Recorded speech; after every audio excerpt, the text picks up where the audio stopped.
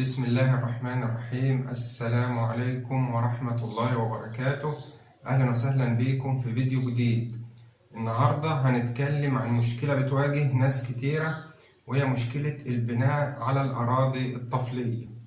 يمكن من أهم خصائص أي تربة ببني أو بأسس عليها هو ثبات حجمها، يعني إن الحجم ما يحصلوش تغيير كبير بالزيادة أو النقصان بعد إنشاء المبنى. طب وإيه علاقة الموضوع ده بالتربة الطفلية؟ أقول لك، دي عينة من تربة طفلية تبان في حالتها العادية كأنها صخر أهي. طيب حلو، وبعدين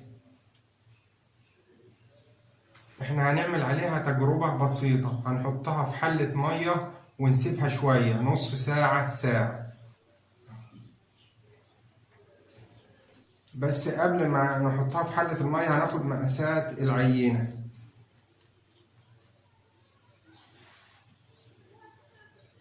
ادي طولها من ابعد نقطة 17 سنتي، وعرضها من ابعد نقطة 13 سنتي. ودلوقتي هنسيبكم شوية ونرجع لكم مع نتيجة التجربة.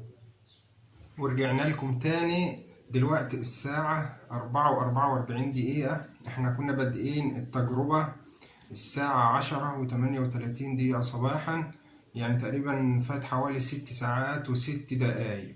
ودلوقتي انا هضطر احرك التليفون عشان نقدر نتفرج على شكل العينة بعد التجربة.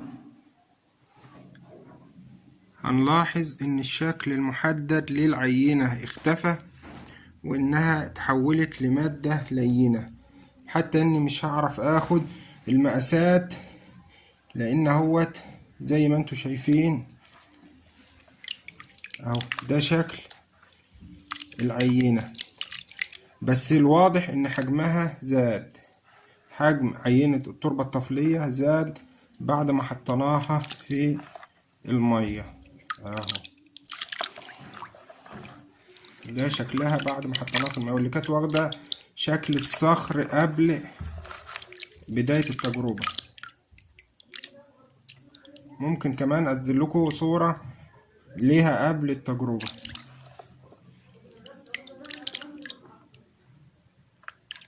نستنتج ايه من التجربة دي؟ نستنتج ان من اهم احتياطات البناء على تربة طفلية هو منع وصول المياه ليها على مدى عمر المنشأ. وهوريكم دلوقتي شوية صور لتأثير تغير حجم التربة الطفلية على المنشآت القائمة عليها.